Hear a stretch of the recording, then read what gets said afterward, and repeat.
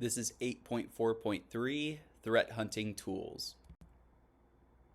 So by the end of this lesson, we should be able to identify some of the ways that an exploiter could set up different ways to set persistence in their attacks. And we should be able to examine some of the tools that are available already in their system or easily accessible to eliminate some of the abilities of an exploiter to be persistent. Backdoors and breaches. So typically when an attacker breaches an organization, they will try to set up a method to easily gain future access.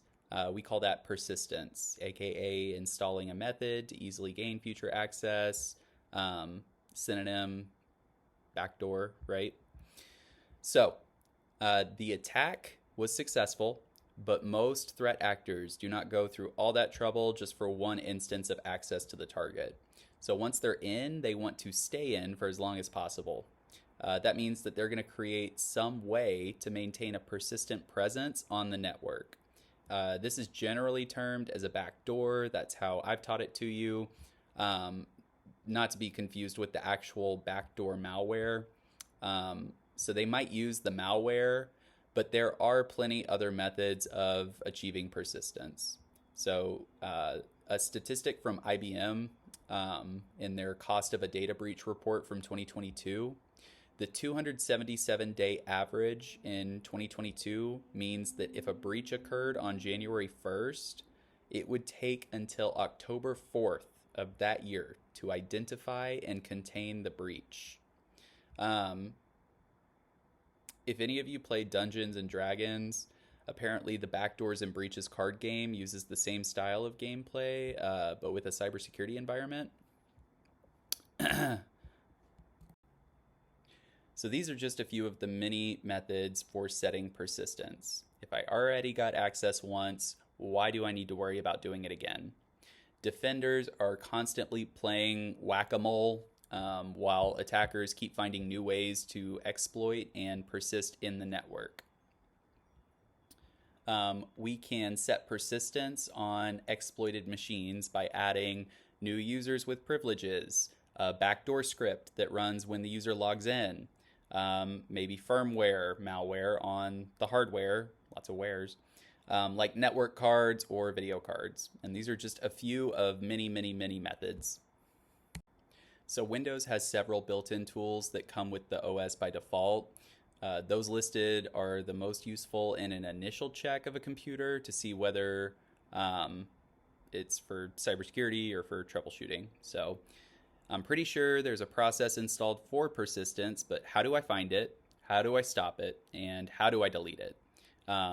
Use these built-in Windows tools, the Event Viewer, Netstat, and the Task Manager.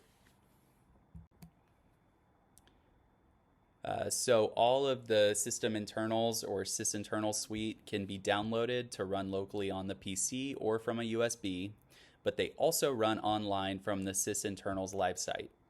So the tools are immensely useful, not only for cybersecurity, but for troubleshooting and repair. I highly recommend that those of you who are the go-to tech person for your family and friends to check this out. Auto runs is useful because so many programs, especially threats, install themselves without you knowing, and then they start up in the background on boot up or login of specific users. So a process explorer is known as the task manager on steroids, and it's possible to replace the task manager with the process explorer. VirusTotal is where people look up a file hash to see whether it has been previously assessed by anti-malware companies. So they don't always agree on which files are threats. So VirusTotal shows you a score for that file. For instance, 75 out of 90 as a score means that 90 anti-malware companies have assessed that specific file and 75 identify it as a threat. So there's even more details when you click on the score. I want to note that the VirusTotal is a standalone website that is owned by Google, but it's also bundled into several sysinternal tools. So I would check this out if I were you.